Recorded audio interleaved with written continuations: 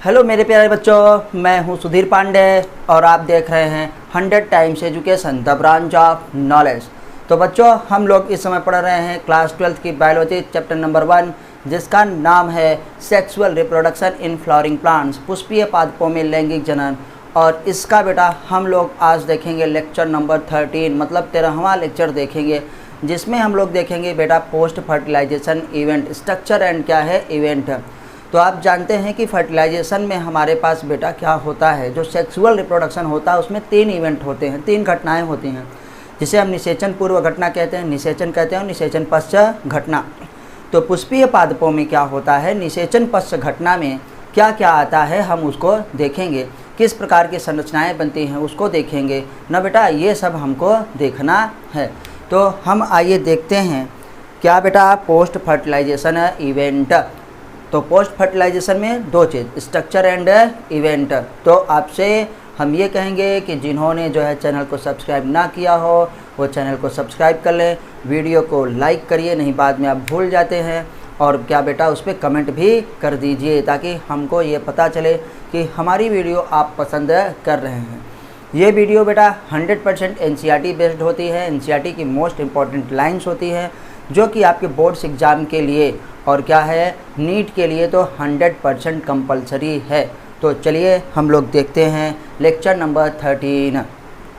Lecture number 13 में बेटा 13 में हम लोग ये देख रहे हैं कि पोस्ट हमारे पास क्या होता है फर्टिलाइजेशन। क्या भैया, पोस्ट फर्टिलाइजेशन मतलब निषेचन पश्चात घटना, पोस्ट फर्टिलाइजेशन, पोस्ट फर्टिलाइजेशन। बेटा चाहे यहाँ जेड लिखो चाहे यस लिखो, बात एक ही होती है। इसमें 2 चीज़ें आती हैं हमारे पास, एक आएगा स्ट्रक्चर, कौन कौन सा स्ट्रक्चर बनता है, एंड क्या है इवेंट। इवेंट को आप जानते हैं हम लोग घटना कहते हैं। तो हिंदी में बेटा हम लोग इसी को क्या कहते हैं, निषेचन पश्चात। क्या होता है बेटा, निषेचन पश्चात। तो ये हमारे जो यूपी बोर्ड से बच्चे पढ़ते हैं उनके लिए है ये निषेचन पश्चात न बेटा। क्या होता है बेटा, संरचनाएं और घटनाएं, संरचनाएं एवं क्या है घटनाएं। चलिए बेटा, तो हम लोगों ने ये हेडिंग डाल ली है। तो हम लोगों ने बेटा पीछे ये देखा था लास्ट वीडियो में, जिन्होंने ना देखा हो उनसे रिक्वेस्ट है कि वो जो है प्लेलिस्ट में जाएं। प्लेलिस्ट में लिखा है कि यूपी बोर्ड क्लास 12 क्या है बायोलॉजी, और एक प्लेलिस्ट है बेटा क्या है नीट बायोलॉजी। तो उस दोनों में आपको ये वीडियोज मिलेंगी। अब वीडियो को हम जो है हिंदी में बनाते हैं लेकिन इंग्लिश भी लिखते हैं। जैसे नीट वाले में क्या करते थे कि 100% इंग्लिश लिखते थे, हिंदी बोलते थे। तो ये समझ लिए बाइलिंगुअल है, इंग्लिश हिंदी प्लस क्या है इंग्लिश। तो दोनों को ये बड़ी ही अच्छे से समझ में आएगी। तो बेटा हम लोगों ने कल देखा था, ये देखा था कि जब हमारे पास क्या हो गया था, जर्मिनेशन हो गया था किसका, पॉलन का। तो पॉलन ट्यूब रिलीज हुई थी, पॉलन ट्यूब रिलीज हुई थी तो उसने 2 मेल गैमेट निकाला था, और 2 मेल गैमेट 2 नर युग्मक में से एक नर युग्मक क्या करता था बेटा, अंड कोशिका से संलयन करता था जिससे युग्मनज बनता था, और दूसरा नर युग्मक बेटा क्या है 2 हमारे पास जो ध्रुवीय केंद्रक होते हैं पोलर न्यूक्लियाई, उससे निषेचन करता था जिससे हमको क्या बनता था, एंडोस्पर्म बनता था। तो हम लोग ये देखेंगे कौन कौन से संरचनाएं हमको बनती हैं बेटा। तो पोस्ट निषेचन में आपके पास से पूछा जाएगा कि क्या क्या आता है, तो हम ये बताएंगे कि पश्च निषेचन में क्या बेटा, पश्च निषेचन में सबसे पहले क्या होता है बेटा, देखिए निषेचन के बाद होता है पश्च निषेचन। जब निषेचन हो गया था तो हमको क्या बना था बेटा, पश्च निषेचन में क्या होगा, पहले सबसे पहले एंडोस्पर्म क्या बनता है, जिसे हम कहते हैं बेटा भ्रूण। क्या बनता है, भ्रूण पोष। क्या बनता है बेटा, भ्रूण पोष। ठीक है, भ्रूण पोष के बाद क्या बनता है बेटा, खुद भ्रूण बनता है न। भ्रूण के बाद क्या है बेटा हमारे पास, ये एंडोस्पर्म है, ये क्या है एम्ब्रियो है। उसके बाद ये मेच्योर होता है तो बेटा क्या बन जाता है हमको, सीड। क्या बनता है, बीज बनता है। और बीज के बाद क्या बनता है बेटा न, ओवरी किस में बदल जाती है, फल में। किस में बदल जाती है, फल में। किसमें बेटा? फल में। तो हम देखेंगे कि निषेचन पश्च निषेचन में या निषेचन पश्च घटना में एम्ब्रियो का हमारे पास बेटा क्या है? एंडोस्पर्म। क्या बनता है हमारा? एंडोस्पर्म बनता है, याद रखिएगा। एंडोस्पर्म पहले थोड़ा सा बन जाता है, तो फिर जाइगोट किस में डेवलप होने लगता है बेटा? एम्ब्रियो में। किसमें? ये क्या है? एम्ब्रियो। एम्ब्रियो बोले तो भ्रूण में ना। और उसके बाद जब ये सब एम्ब्रियो वगैरह बन जाता है तो हमारे पास जो ओव्यूल था, जो बीजांड था, वो परिपक्व होकर के क्या बनाता है? बीज। तो फिर क्या बनता है? सीड। और बेटा जो हमारे पास ये क्या था? ओवरी, अंडाशय, वो क्या बनाती है? फल। फल बोले तो फ्रूट। तो ये याद रखिएगा कि निषेचन पृष्ठ घटना में भ्रूणपोष, भ्रूण बीज तथा फल का निर्माण होता है। अब बेटा हम लोगों ने देख लिया कि फल का निर्माण होता है, तो आपसे वो पूछ सकते हैं कि आखिर कहाँ से फल बनता है? फल बेटा ओवरी से बनता है, अंडाशय से ज़्यादातर ना, बीजांड से ही क्या है? बीज बनता है। तो सबसे पहले आइए हम देखते हैं एंडोस्पर्म आखिर क्या होता है। तो हेडिंग डाल रहे हैं बेटा एंडोस्पर्म। क्या है? एंडोस्पर्म, जिसे हम क्या कहेंगे बेटा? भ्रूणपोष। भ्रूणपोष, इसका नाम इसलिए भ्रूणपोष है क्योंकि ये विकासशील एम्ब्रियो को हमारे पास क्या है? विकासशील भ्रूण को पोषण प्रदान करने का काम करता है बच्चों, इसलिए इसका नाम है हमारे पास बेटा एंडोस्पर्म। तो पहली बात तो सबसे पहले यही लिखेंगे कि जो भ्रूणपोष होता है ये हमारे पास क्या होता है बेटा? त्वरित संलयन के द्वारा इसका क्या होता है? निर्माण होता है। तो हम लिखेंगे भ्रूणकोश। क्या बेटा? भ्रूणकोश त्रिगुणित। कैसी संरचना है बेटा? त्रिगुणित। त्रिगुणित संरचना होती है, संरचना होती है। त्रिगुणित का मतलब बेटा क्या है? 3n। क्या होती है? 3n होती है। अब लिखेंगे कि इसी में इसका निर्माण कैसे होता है? इसका निर्माण क्या होता है? इसका निर्माण क्या है? तीन अगुणित बेटा क्या है? केंद्रकों के संलयन से होता है, तीन बेटा क्या है? अगुणित केंद्रकों के संलयन से होता है। अर्थात आप जानते हैं कि ये तभी क्या हो जाता है? त्रिगुणित 3n हो जाता है। तो जब हमारे पास तीन केंद्रक हमारे पास देखो आ गए बेटा, कितने? 3 अगुणित केंद्रक, जिसमें ये भी लिखना जरूरी है, जिसमें क्या है? 2 ध्रुवीय केंद्रक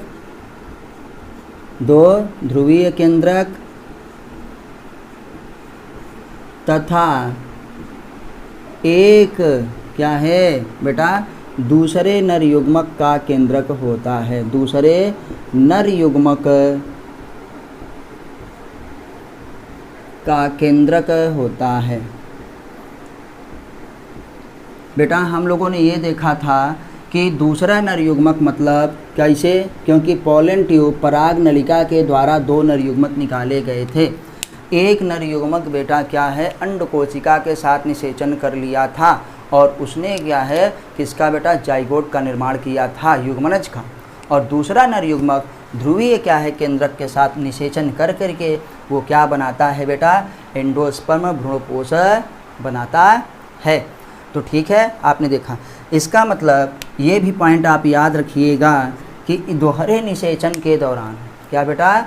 जब दूसरा जो निषेचन होता है उसके दौरान क्या होता है बेटा? इसका निर्माण होता है। दोहरे निषेचन डबल फर्टिलाइजेशन या द्विक निषेचन न के दौरान किसका? भ्रूण बेटा भ्रूणकोश बोले तो एंडोस्पर्म का निर्माण होता है। ठीक, अब देखिएगा नेक्स्ट पॉइंट में हम लोग क्या लिख रहे हैं बेटा? कि इसका निर्माण, किसका, एंडोस्पर्म का निर्माण एम्ब्रियो के क्या है, निर्माण से पहले होता है, थोड़ा पहले। क्यों? क्योंकि इसी को क्या है बेटा, पोषण प्रदान करना है, किसको, विकासशील भ्रूण को, डेवलपिंग एम्ब्रियो को। तो ये भी याद रखिएगा, आपसे ये भी क्रम पूछा जाता है, बहुत इंपॉर्टेंट चीज़ें हैं। देखिए अब इसको हम लिख रहे हैं, लिखेंगे बेटा एंडोस्पर्म। एंडोस्पर्म बोले तो आप समझ गए हैं भ्रूणपोष। एंडोस्पर्म का निर्माण बेटा क्या है, किससे, एम्ब्रियो। एम्ब्रियो बोले तो बेटा भ्रूण से पहले होता है, पहले होता है, मतलब थोड़ा सा पहले क्या हो गया, एंडोस्पर्म। भ्रूण क्या है हमारे पास बेटा, कोष नहीं, कोष नहीं बेटा, पोष, सॉरी, यहाँ पे भ्रूण पोष होगा। क्या है, क्योंकि पोषण देने वाला जो है क्या होगा बेटा, भ्रूण पोष। यहाँ भी क्या होगा, देखो इसीलिए बना रहे हैं भ्रूण पोष। तो याद रखिएगा, हमको भ्रूण पोष है, ये भ्रूण कोष नहीं है। देखो यहाँ भ्रूण पोष लिखे, यहाँ कोष लिख दिए थे गलती से। तो एंडोस्पर्म, कोष वो होता है जिसे एम्ब्रियो सैक कहते हैं, जिसे कोषाध्यक्ष, रखने वाला। तो हम लोग एम्ब्रियो को और क्या कहते हैं, फीमेल गैमेटोफाइट, मादा युग्मकोद्भिद। तो जो मादा युग्मकोद्भिद को, मादा युग्मक को रखती है, उसी का नाम है एम्ब्रियो सैक। ये पोषण प्रदान करता है बेटा, इसलिए इसका नाम है हमारे पास भ्रूणपोष, कोष नहीं, याद रखिएगा, दोनों में डिफरेंस याद रखिएगा। तो एंडोस्पर्म का निर्माण एम्ब्रियो से क्या है, थोड़ा पहले होता है, पहले थोड़ा सा एंडोस्पर्म बन जाएगा, ताकि तब इसको जाइगोट को बेटा क्या है, वो न्यूट्रिशन देने लगेगा, और जिससे क्या होगा, हमारे पास एम्ब्रियो का निर्माण होगा। अब क्या होगा बेटा, इसमें देखते हैं कि एंडोस्पर्म भ्रूणपोष में क्या होता है, रिजर्व फूड मटेरियल होता है, संचित खाद्य पदार्थ होता है। तो याद रखिएगा एंडोस्पर्म, एंडोस्पर्म का बेटा नाम फिर हिंदी में देखो यहाँ लिख दे रहे हैं, भ्रूणपोष बेटा, कोष नहीं, भ्रूणपोष में संचित खाद्य पदार्थ, संचित खाद्य पदार्थ होता है। क्या होता है बेटा, संचित खाद्य पदार्थ होता है महाराज, मतलब reserve food material, reserve food material, जो करता क्या है, जो विकासशील क्या होता है, भ्रूण को पोषण प्रदान करता है। तो हम लिखेंगे ये क्या करता है बेटा, संचित खाद्य पदार्थ है। तो एंडोस्पर्म क्या करता है, ये भी हो सकता है न, जो क्या बेटा, विकासशील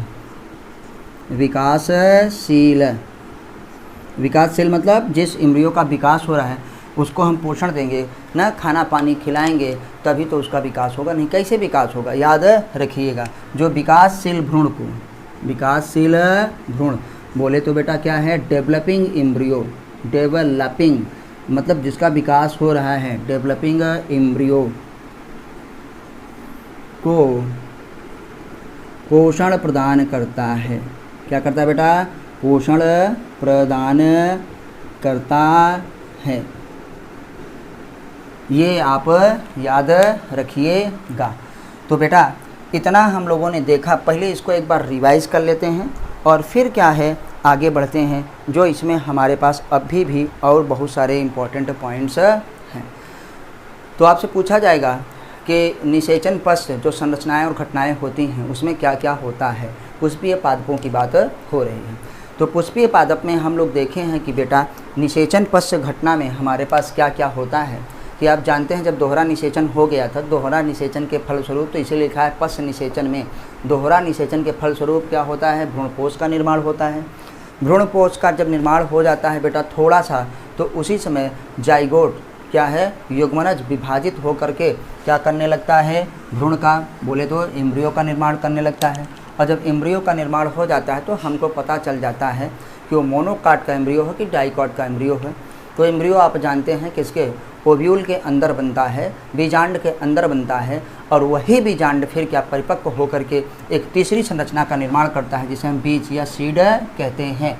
अब बेटा बीज में जो हमारे पास क्या होता है बेटा, आवरण होता है ना, क्यों हम लोग जानते हैं कि बीज किसके अंदर रहता है, ओवरी के अंदर ना। तो परिपक्व होकर के ओवरी अंडाशय क्या करती है बेटा, फल भित्ति का निर्माण करती है, फल भित्ति फिर फल में बदल जाता है। तो कुल मिलाकर बोले के फ्रूट्स का निर्माण होता है। तो ये सारी चीज़ें निषेचन पश्च घटना में होती हैं। उसमें हम सबसे पहले आ गए हैं बेटा किसको, एंडोस्पर्म को पढ़ने में। एंडोस्पर्म भ्रूणपोष क्या होता है न, एक त्रिगुणित संरचना होती है। त्रिगुणित संरचना का मतलब इसकी प्लॉइडी क्या होती है, 3n। क्या है, 3n न। क्योंकि बेटा क्या होता है, पहला क्वेश्चन यही कि भ्रूणकोश की प्लॉइडी न कितनी होती है। तो भ्रूण की कोश की प्लॉइडी 3n होती है, त्रिगुणित संरचना होती है। क्योंकि इसमें क्या है, 3 केंद्रक क्या है संलयित होकर के इसका निर्माण करते हैं। इसका निर्माण 3 बेटा अगुणित केंद्रकों, 3 अगुणित केंद्रक मिलकर के बनाते हैं न, तभी ये क्या हुआ, 3n हुआ। याद रखिएगा 3 अगुणित केंद्रक हैं। कौन कौन से, जिसमें 2 ध्रुवीय केंद्रक बेटा क्या है, 2 पोलर न्यूक्लियाई, तथा एक बेटा दूसरे नरयुग्मक का केंद्रक होता है। सेकेंड मेल गैमिट का बेटा nucleus of second male gamete होता है। अब आते हैं कि ये इसका निर्माण अभी आपको पहले बताए थे न, दोहरा निषेचन के दौरान क्या है, एंडोस्पर्म का निर्माण होता है। एंडोस्पर्म मतलब भ्रूणपोष का निर्माण होता है, जो विकासशील इम्ब्रियो को क्या है, पोषण प्रदान करता है। अब देख रहे हैं कि एंडोस्पर्म भ्रूणपोष का निर्माण न इम्ब्रियो से पहले होता है। याद रखिएगा ये पहले होता है। क्योंकि पोषण देने वाली जो आ जाएं, जैसे मान लो कि आपके घर में ठीक है किसी महिला को प्रेगनेंसी होने वाली है, तमाम चीज़ होने वाला है और बेटा डिलीवरी भी होने वाली है, तो प्रेगनेंसी के ही दौरान मौसी आ जाएं ना, या क्या है बेटा बुआ आ जाएं, कोई सेवा करने के लिए आ जाए कि उसको न्यूट्रिशन दें, तो ये समझ लीजिएगा कि एंडोस्पर्म इम्ब्रियो की मौसी है। क्योंकि वही उसको पोषण प्रदान करेगी। रिजर्व फूड मटेरियल, संचित खाद्य पदार्थ बेटा क्या होता है, इसी के अंदर होता है। किसके, एंडोस्पर्म में होता है। तो देखो एंडोस्पर्म भ्रूणपोष में क्या होता है बेटा, संचित खाद्य पदार्थ होता है, रिजर्व फूड मटेरियल। तो रिजर्व फूड मटेरियल होता है और यही जो विकासशील भ्रूण को, किसको बेटा, विकासशील भ्रूण को, डेवलपिंग इम्ब्रियो को पोषण प्रदान करता है। तो बच्चों हमने इतना देखा। अब कभी कभार ऐसा होता है न, कुछ पौधों में ऐसा होता है कि एम्ब्रियो का निर्माण करते करते एम्ब्रियो का विकास बेटा क्या है, होते होते क्या होता है, एंडोस्पर्म पूरी तरीके से ख़त्म हो जाता है। और जब पूरी तरीके से एंडोस्पर्म ख़त्म हो गया तब बेटा हमको क्या कहेंगे कि उसमें से जैसे आप चना मटर जो डाइकॉट होते हैं उसमें बेटा पूरी तरीके से एंडोस्पर्म कंज्यूम कर लिया जाता है। तो जो सीड वो बनाएगा वो क्या बनाएगा, नॉन एंडोस्पर्मस सीड बनाएगा।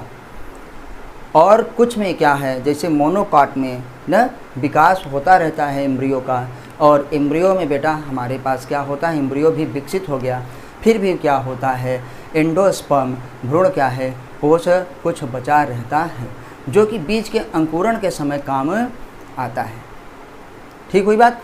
बीज के अंकुरण का डाइकॉट में, किसमें, द्विबीजपत्री में जो हमारे पास होता है डाइकॉट।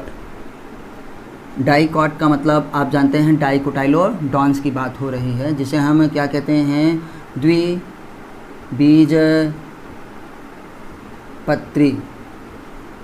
द्विबीजपत्री। अब क्या है, भ्रूण। द्विबीजपत्री भ्रूण में बेटा क्या होता है, एंडोस्पर्म भ्रूण पोष पूरी तरीके से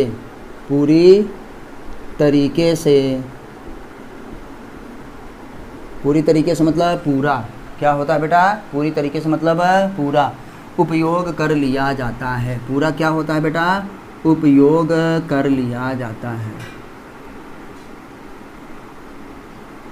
लिया जाता है। जैसे बात करें किसमें बेटा, हमारे पास चना वगैरह है, मटर वगैरह है न, चना मटर इन सब इत्यादि में जो डाइकॉट होते हैं, दलहन क्या है, ये भी दाल हमारे पास है, या अन्य क्या है बेटा दालें, इन सब में क्या होता है, एंडोस्पर्म पूरी तरीके से कंज्यूम कर लिया जाता है भ्रूण के निर्माण के समय। ठीक, क्योंकि इसमें द्विबीजपत्र होते हैं। उसको बनाने में क्या है, उसका एम्ब्रियो बनाने में क्या है, ज़्यादा खाद्य पदार्थ की ज़रूरत होती है, इसलिए एंडोस्पर्म पूरी तरीके से ख़त्म हो जाता है। इसके एक्सेप्शन भी है, अपवाद भी हैं, अभी आपको शीट जब पढ़ाने लगेंगे तब आपको हम बताएंगे बेटा। लेकिन जानते हैं जो मोनोकाट होते हैं, जो एक बीजपत्री होते हैं, एक बीजपत्रियों में ऐसा होता है कि हमारे पास बेटा क्या है, मोनोकॉट। क्या बेटा, मोनोकॉट। मोनोकॉट मतलब एक बीजपत्री, एक बीजपत्री ना। भ्रूण के विकास में, भ्रूण के विकास में, क्योंकि अभी बोले हैं ना कि क्या करता है ये एंडोस्पर्म, क्या करता है, भ्रूण का विकास करता है, ये रखना है। भ्रूण के विकास में भ्रूण पोष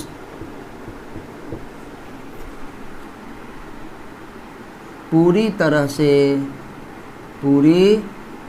से उपयोग में नहीं लाया जाता है। के विकास में आप ये कह सकते हैं भ्रूणपोष का पूरा उपयोग नहीं होता है, नहीं लाया जाता है, लाया जाता है। तो क्या होता है बेटा, नहीं लाया जाता है तो भ्रूणपोष क्या होता है, बचा रहता है। तो हम क्या कहेंगे, थोड़ा भ्रूणपोष। भ्रूणपोष बोले तो इसीलिए बीच बीच में लिख देते हैं कि भूलिए मत, एंडोस्पर्म। क्या है बेटा, एंडोस्पर्म शेष रहता है, शेष रहता है। अब शेष है तो क्या होगा, जिसका उपयोग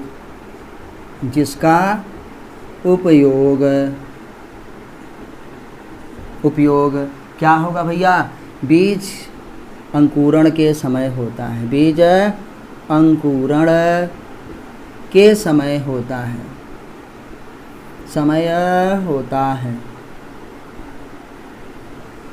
जैसे बेटा क्या होते हैं मोनोकॉट में, आप जानते हैं, जैसे हम कहें वीट, गेहूँ। क्या है, वीट, गेहूँ। देखिए हमारी हिंदी इंग्लिश ऐसी है कि जो पहले आ जाता है उसी को पहले लिख देते हैं, चाहे वो हिंदी हो चाहे इंग्लिश। तो आप इसको समझिएगा कि कभी सर आप हिंदी लिख देते हैं, कभी इंग्लिश लिख देते हैं। तो बेटा हमारे पास क्या है, वीट हो गया, राइस हो गया ना, और बेटा क्या हो गया, मैज हो गया। ये सब मक्का वगैरह जो हैं, ये सब में क्या होता है, इसे हम एल्बुमिनस या एंडोस्पर्मस कहते हैं, क्योंकि इसमें एंडोस्पर्म एम्ब्रियो के निर्माण के होने के बाद भी बचा रहता है, क्योंकि एक ही कोटाइलोडॉन बनाना है, एक ही पत्र बनाना है, मेन ये है। तो एक बीज पत्र को बनाने में ज़्यादा क्या है, एंडोस्पर्म भ्रूणपोष का उपयोग नहीं होता है, तो कुछ खाद्य पदार्थ उसमें क्या है, बचा रह जाता है, और जो कि बीज के अंकुरण के समय क्या है, उपयोग में लाया जाता है। तो सर आप ये सोच रहे होंगे कि ये बताइए कि जब इसमें एंडोस्पर्म बचा था तब बीज का अंकुरण होता है, तो क्या डाइकॉट में अंकुरण होता है, वो भी तो उसमें अंकुरण होता है, तो कैसे होता है, क्योंकि उसमें एंडोस्पर्म तो था ही नहीं, अब शेष ही नहीं बचा था। तो बेटा कोटाइलोडॉन में ही रिजर्व फूड मटेरियल इतना हो जाता है। कोटाइलोडॉन क्या होते हैं, हमारे पास जो बीजपत्र होते हैं वही खाद्य पदार्थ को संचित कर लेते हैं, चाहे वो डाइकॉट हो चाहे मोनोकॉट। और मोनोकॉट में थोड़ा बहुत एंडोस्पर्म भी बचा रहता है। तो इसको बच्चों अच्छे से रिवाइज हम कर लेते हैं कि जो हमारे पास डाइकॉट है, द्विबीजपत्र में क्या होता है बेटा, भ्रूण के विकास के समय भ्रूणपोष पूरी तरीके से उपयोग कर लिया जाता है, याद रखिए। जैसे बेटा चना में क्रैम हमारे पास पी एंड क्या है, पल्स, दालें। और बेटा मोनोकॉट में क्या होता है, जिसे हम एक बीजपत्री भ्रूण कहते हैं, अभी भ्रूण की बात हो रही है। एक बीजपत्री क्या होता है, भ्रूण में क्या होता है, भ्रूण के विकास में भ्रूणपोष क्या है बेटा, पूरी तरीके से उपयोग में नहीं लाया जाता है, यहाँ याद रखिएगा, थोड़ा बहुत बचा रहता है। तो अब याद रखिएगा कि यहीं पे बात हो रही है कि मोनोकॉट में थोड़ा भ्रूणपोष क्या है, जिसे एंडोस्पर्मस इंग्लिश में कहते हैं, शेष रह जाता है, शेष रहता है, जिसका उपयोग बेटा क्या, बीज के अंकुरण के समय, किसका उपयोग कहाँ होता है, बीज के अंकुरण के समय होता है। जैसे एग्जांपल वीट है, राइस है, और क्या है, मैज है, ये हमारे पास होता है। तो बेटा हमने एंडोस्पर्म पूरी तरीके से देख लिया। बनने वाले क्वेश्चन आपके पास भी हमने बता दिए कि एंडोस्पर्म का निर्माण कैसे होता है, डबल फर्टिलाइजेशन के द्वारा होता है, त्रिक फ्यूजन से होता है, एंडोस्पर्म 3n होता है। एंडोस्पर्म क्या करता है, वो storage of reserve food material मतलब खाद्य पदार्थों को संचित करता है और वो किस लिए काम में आता है बेटा, फॉर डेवलपिंग एम्ब्रियो, विकासशील भ्रूण के विकास में काम आता है, जिसमें पूरी तरीके से एम्ब्रियो क्या है यूज कर लिया जाता है, सॉरी एंडोस्पर्म यूज कर लिया जाता है भ्रूण के विकास के समय। उसे नॉन एंडोस्पर्मस हम लोग सीड कहेंगे आगे, लेकिन अभी एम्ब्रियो की बात हो रही है तो उसे हम एम्ब्रियो कहेंगे। नॉन एंडोस्पर्मस क्या है, एम्ब्रियो। और जिसमें शेष रह जाता है उसे हम क्या कहेंगे बेटा, जैसे मोनोकाट में उसे एंडोस्पर्मस हम लोग क्या है कहते हैं। तो बच्चों आपको ये वीडियो कैसे लगी आप हमको कमेंट के माध्यम से ज़रूर बताइए। कम टाइम में ज़्यादा पढ़ना हो, 100% एनसीईआरटी पढ़ना हो और बेटा नीट में आए हुए क्वेश्चन का रिवीजन ये है 100% हर लाइन एनसीईआरटी की हर लाइन जो है वो सीबीएसई आईपीएमटी जब होता था तब, और जब से नीट हो गया तो सब पूछा जा चुका है, बार बार वही आता है। इसीलिए याद रखिए कि एनसीईआरटी ही हम आपको पढ़ाते हैं और 100% आपको एनसीईआरटी पढ़ना है। नीट के लिए हो बेटा, चाहे जेई के लिए हो, चाहे जिसके लिए हो, एनसीईआरटी ही सब कुछ है। वही माता, वही पिता, वही गुरु, सब कुछ। और टीचर उचर कुछ नहीं होता, मैं भी कुछ नहीं हूँ। सबसे बड़ी आपकी फ्रेंड, सबसे बड़ा जो है आपका गुरु, सबसे बड़ी टीचर क्या है, एनसीईआरटी है। तो बेटा एनसीईआरटी को ही समझाने के लिए हम इसको लिखते हैं। आप हमारी वीडियोस देखिए, अच्छे से समझिए और उसके बाद जो है एनसीईआरटी को पढ़िए और इन सारे पॉइंट्स को जो मैंने आपको बताया है तो आपको याद आएगा कि हाँ सर ऐसा बताए थे, ऐसा याद करवाए थे। उसको अंडरलाइन करिए और अच्छे से क्वेश्चन की प्रैक्टिस करिए। जितना आप एमसीक्यूज करेंगे आप अपने से भी करिए, जो क्वेश्चन को हम पोस्ट करते हैं उसका भी आप आंसर दीजिए। आपका सिलेक्शन निश्चित ही अच्छी रैंक के साथ गवर्नमेंट कॉलेज में होगा।